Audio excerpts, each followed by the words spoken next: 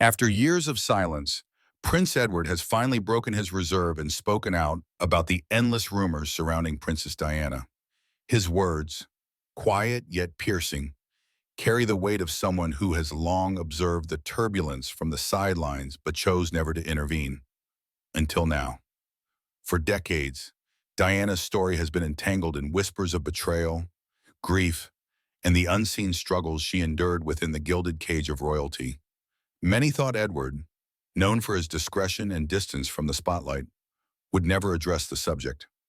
But his sudden decision to speak has not only reignited old questions about Diana's life and untimely death, but also shaken the very core of the monarchy itself. What makes this revelation even more explosive is its impact on King Charles, the monarch, who has spent years trying to stabilize his reign and redefine his image in the eyes of the public, has been left devastated by his brother's words.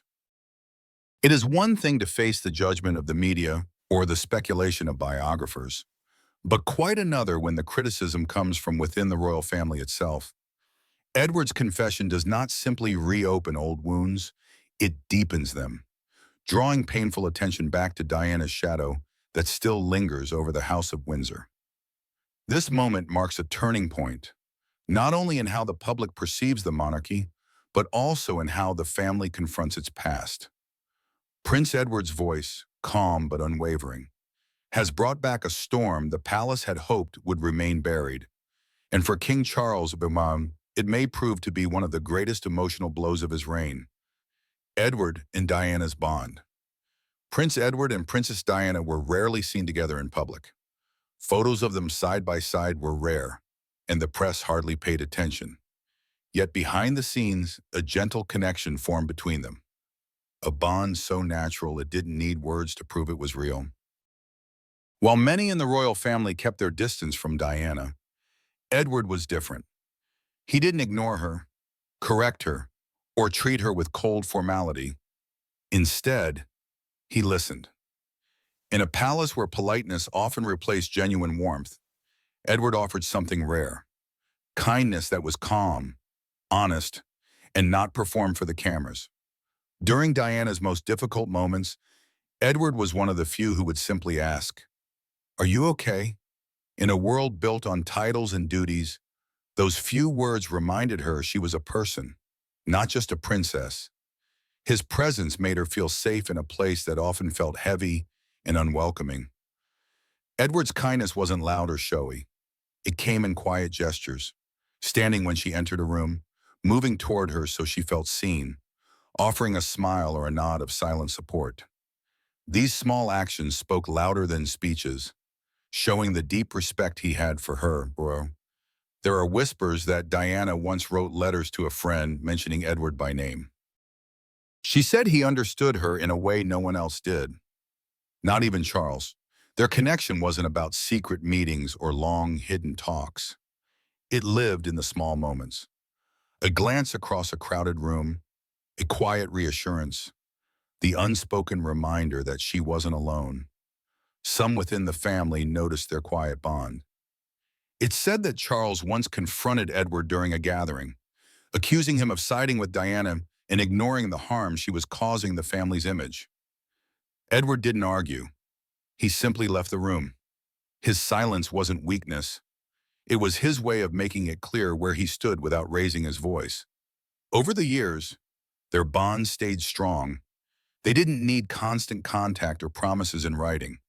What mattered was that Diana knew there was one person in the family who saw her struggles without judging her. Edward watched as the royal system slowly pushed Diana to the sidelines, her open heart clashing with the rigid rules around her. He never tried to change the system, but he saw everything. The weight she carried, the pain she hid behind her bright smile. His quiet support became a hidden comfort, a reminder she wasn't completely alone within palace walls. As time went on, what Edward witnessed stayed with him. He saw the truth behind the royal image, the pain that titles and traditions couldn't cover. In his quiet way, he came to understand the life Diana truly lived, and it changed the way he saw the family forever. But why did Prince Edward stand firmly by Diana's side even when the rest of his family turned against her. What hidden truth lies behind this loyalty? Let's find out. Having seen my family and the institution's part in constantly feeding the British press with lies, mistruths, the reason behind Edward's loyalty, Prince Edward was known for being quiet during his years at Buckingham Palace. Unlike his older brothers, Charles and Andrew, who were often in the spotlight, Edward never went looking for attention. He preferred to stay in the background, observing everything and keeping family matters to himself. This quiet role gave him a clearer understanding of the royal family's struggles than most people had. Edward noticed things about Princess Diana that others didn't. He admired the way she cared for orphans, worked tirelessly for her charities, and stayed strong despite the constant media attention. While many in the royal family judged her, Edward quietly respected her courage. Still, he kept his true feelings hidden. The press sometimes called him the invisible prince because of how rarely he appeared in public. But avoiding attention wasn't just about staying out of the news. Edward was protecting something deeply personal. He had liked Diana since they were young. They first met when Diana was only 13, often crossing paths at royal events. Over the years, his feelings for her grew stronger. A few people in the palace noticed the way he would watch her when she entered her room, but Edward never spoke of it. When Charles and Diana's relationship became public, Edward felt as though a door had quietly closed. He had always feared the day they would announce their engagement, and when it happened, it hurt more than he had imagined. Watching her walk down the aisle in a beautiful white gown to marry Charles in 1981 filled him with silent sadness. Still, he accepted it in his usual quiet way. As time went on, Edward buried his feelings and focused on his royal duties. He saw how Diana struggled with the pressures of being a princess, and though he sometimes wanted to reach out to comfort her, he held back. He believed it wasn't his place. In 1981, when Edward was 17, he stood in St. Paul's Cathedral, watching his brother marry Diana. Most people saw a typical young prince, but those who looked closer noticed something more complicated in his eyes, something beyond happiness. Some even whispered about jealousy, but the truth was deeper. Diana was just 20, thrown into the harsh world of royal life, and Edward understood how difficult it was for her. Although their connection was not obvious to others, after all, she was destined to be queen while he was the youngest son. When they were alone, there was an unspoken bond between them. Edward never judged her or demanded perfection. Instead, he offered quiet support, always careful not to reveal how much she meant to him. People close to the family noticed how at gatherings he would position himself where he could see her. To Edward, Diana was unlike anyone else. Compared to the cold formality of the royal family, she was warm, genuine, and full of life. But she was his brother's wife, and he could never cross that line. He saw the cracks in their marriage long before others did, and it pained him to watch her suffer without being able to help. Bound by duty and the strict rules of royal behavior, Edward hid his feelings behind polite smiles and proper manners. Outwardly, he seemed like a kind, well-mannered prince. But inside, he carried the quiet ache of loving someone he could never have. People assumed he would one day find a bride, but Edward knew that no one could replace the woman who had left such a lasting mark on his heart. But beyond all this, did Edward quietly watch Diana's every move? Let's take a closer look. He was shouting at me. I was shouting back at him. It wasn't nice. It wasn't pleasant at all. And he snapped and he pushed me to the floor. I don't think that we can ever have peace with my family unless the truth is out there. Edward's observation amidst royal drama. The British royal family had always been known for their polished image. In public, they appeared calm, dignified, and unshakable. Inside the palace, strict traditions ruled, and nothing personal was ever revealed to the outside world. For years, this calm and controlled image protected their reputation, leaving little room for public doubt or questions. But everything changed when Diana arrived. At first, her presence brought excitement. She was young, and full of life. Her smile could light up any room, and cameras loved her. To the public, she was the picture of a fairy tale princess, beautiful, happy, and living a dream. But behind the palace walls, the reality was far from perfect, and Prince Edward quietly saw it all. Unlike his brothers, Charles and Andrew, Edward avoided the spotlight. He stayed in the background, quietly watching. This gave him a clear view of the struggles others ignored. While the world saw Diana smiling in elegant dresses, Edward noticed the moments when her smile faded too quickly. He saw the tiredness in her eyes, the effort she put into looking cheerful for the cameras, and the loneliness she hid from the public. The palace was a world of endless rules and cold traditions, a difficult place for someone as open-hearted as Diana. She wanted to show love freely and express her emotions, but the royal system was not built for that. Edward could see her struggling to fit in, her honesty clashing with the family's rigid ways. He noticed how people's behavior shifted when Diana walked into a room. Sometimes she lit up the atmosphere. Other times, conversations would stop and invitations would be quietly withdrawn. More often than not, she found herself alone. Edward never turned away from her pain or spoke against her. Instead, he offered silent support, always in the background. There was a story whispered in royal circles about a note Edward sent Diana during one of her hardest times. It was simple, kind, and without judgment, just a reminder that someone cared.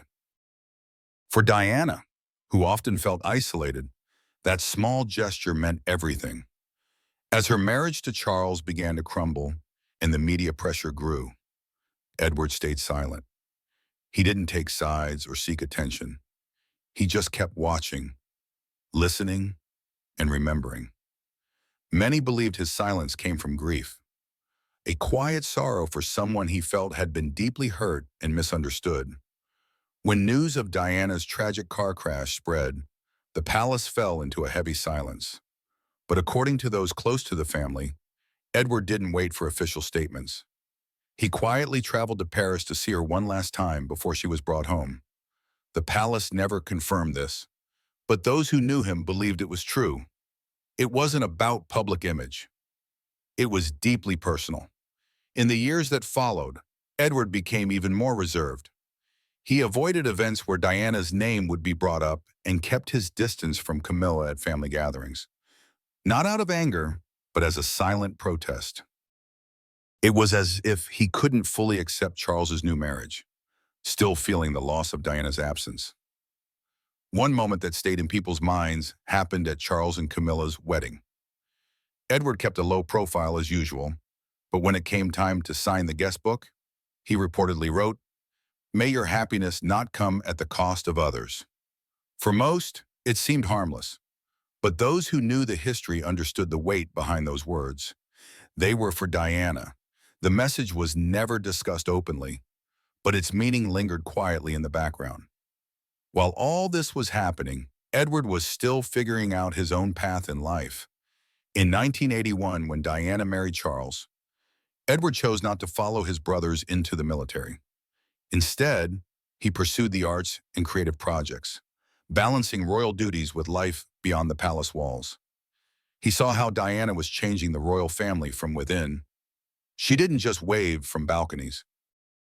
She hugged sick children, spoke openly about her struggles, and drew attention to issues the royals had long ignored. One of her most powerful moments was when she hugged a child with AIDS, breaking the stigma at a time when such gestures were rare. For her, kindness came before protocol, and Edward never forgot that.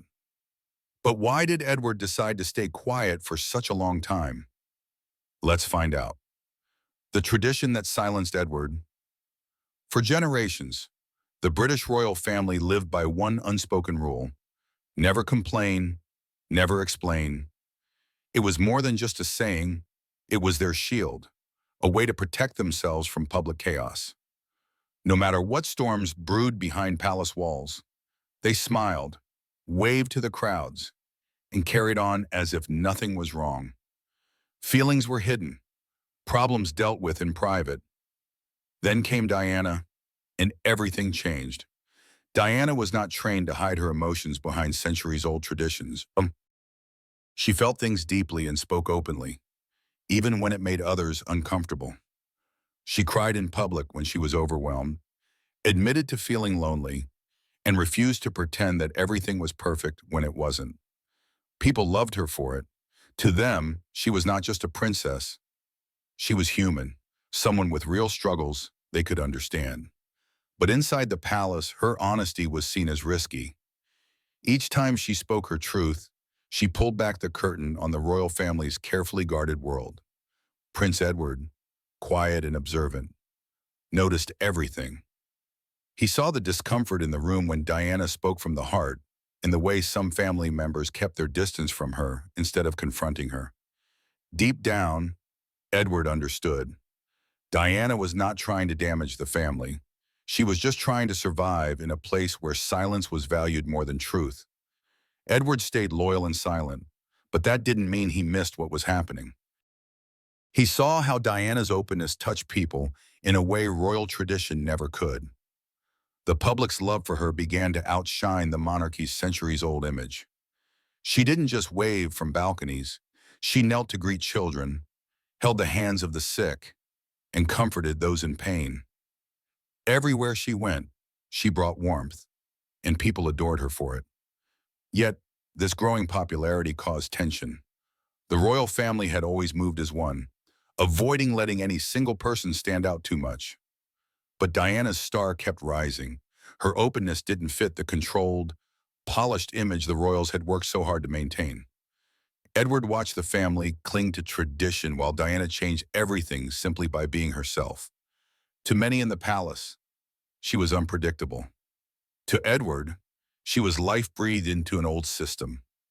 Her compassion and honesty became her defining traits, making the royal family seem more human, but also making their old ways look outdated. Edward saw clearly if the monarchy didn't adapt, it would lose touch with the people it was meant to serve. When Diana passed away too soon, it was more than a personal loss. It was a turning point in history. The public no longer wanted distant royals. They wanted someone real, and Diana had shown them what that looked like. Edward carried these truths silently for years. He had seen how Diana's openness brought change the palace couldn't undo. Eventually, while he shared his thoughts quietly with someone he trusted. His words were simple, unpolished, but powerful. He confirmed what many had long believed, that Diana had been misunderstood and mistreated by the very system meant to protect her. Edward's quiet admission changed the way people talked about the royal family. It cracked open a door that had been shut for decades. His silence had protected him, but it had also hidden a truth too heavy to keep alone. He knew that sometimes silence doesn't shield. It hides pain that needs to be seen. While the world had loved Diana for her honesty, Edward's acknowledgement proved that even inside the palace, there were those who saw and understood her struggle. His loyalty didn't blind him. He saw the gap between tradition and the public's longing for connection. Edward's soft-spoken honesty, even years later, showed that real change can start with the smallest whisper. So, how did King Charles respond to Prince Edward's confession? Let's uncover the truth. King Charles's reaction. For most of his life, King Charles had lived inside the unshakable walls of royal tradition. Those walls were not made of stone, but of rules, expectations, and the teachings drilled into him since he was a boy. In that world, emotions were hidden behind carefully practiced smiles.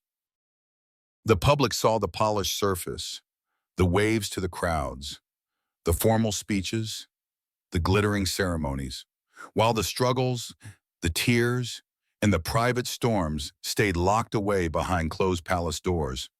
To Charles Bao, this wasn't just a habit, it was duty. It was his way of protecting the monarchy's image, of keeping the royal ship steady no matter how wild the seas became. But then one day, his younger brother, Prince Edward, broke the silence. Edward had always been the quiet one in the family. While others spoke, he listened. While others rushed to take center stage, he stayed in the background, watching and thinking. He rarely shared what was on his mind, but when he finally chose to speak, his words carried a weight that no one could ignore. And this time, Edward spoke of Diana. Diana, once the bright star beside Charlesville, a woman who could light up a room with her presence, who reached out to strangers with warmth, who smiled even when she was hurting inside. She had shown the public a side of royalty that many had never seen before, a human side. She had broken through the silence and brought the monarchy closer to the people in a way that frightened some but inspired millions. He spoke of a truth he had kept locked away for years, that Diana, despite her flaws and mistakes, had deserved kindness, support, and love from those around her. Instead, she had been left to face a lonely struggle within the palace walls. When Charles heard this, something shifted inside him. Edward's words didn't come like a sword, sharp and cutting, but like a mirror, quietly reflecting a truth Charles had tried not to see. Suddenly, memories he had buried under royal responsibilities began to surface. He remembered standing beside Diana in front of cheering crowds, the flash of cameras blinding them both. Their smiles had been perfect, but their hearts were far apart. He remembered her tears hidden from the world, but visible to him in rare, unguarded moments. He remembered the arguments, the cold silences, and the invisible walls that had slowly risen between them. Hearing Edward speak with such clarity forced Charles to imagine what might have been, if only the family had listened more and judged less. If only they had shown her the warmth she needed instead of retreating behind protocol. If only they had opened doors instead of closing them. He did not respond with anger. Instead, he grew quiet. That evening, Charles sat alone in his study, staring out at the palace gardens. He thought about the young woman he had first met, a Diana full of laughter, hope, and a spark that could brighten the darkest day. He thought about how that spark had faded under the weight of endless rules and the suffocating silence of royal life. Edward's words stayed with him like a whisper he couldn't forget. They reminded him that he had once stood beside Diana, but had not always stood with her. It wasn't just a king who sat in that study. It was a man remembering the woman he had loved and lost in the most public way possible. He knew Edward hadn't spoken to hurt him, but to shed light on a truth the family had long tried to keep in the shadows. Diana had been a gift to the world, even if she had been a challenge to royal ways. She had reminded everyone inside and outside the palace that titles and crowns did not erase humanity, that feelings mattered, that love mattered. Charles remembered the way she hugged strangers without hesitation, how she held the hands of those in pain, how she spoke openly about her struggles when it would have been easier to hide them. She had filled cold, formal spaces with warmth and compassion. As the night deepened, Charles realized Edward's confession wasn't only about Diana. It was about the family's inability to adapt, to evolve, to open themselves to the kind of human connection the modern world longed for. Diana had shown them that being royal was more than wearing crowns and upholding tradition. It was about serving people with empathy and truth. Edward's words reignited promises Charles had made to himself after Diana's death. To do better, to listen more, to ensure that the mistakes of the past were never repeated. He thought of his children, of the younger generation of royals who were now finding their own voices. He saw in them a reflection of Diana's courage, their willingness to speak honestly about challenges, to reach out to people in ways that would have made her proud. And in that moment, Charles understood something deeply. Silence was not always strength. Sometimes the softest words could carry the most powerful change. He did not rush to issue statements or call for meetings. Instead, he sat with the truth. He let it move through him, teaching him again that tradition should never come at the cost of kindness. In the days that followed, those close to him noticed a difference. He listened more. His tone softened. His moments of reflection grew longer. And though he did not speak publicly about Edward's confession, its echo lingered in everything he did. He saw now that Edward's words were not an attack on the crown, but an invitation to embrace truth and humanity.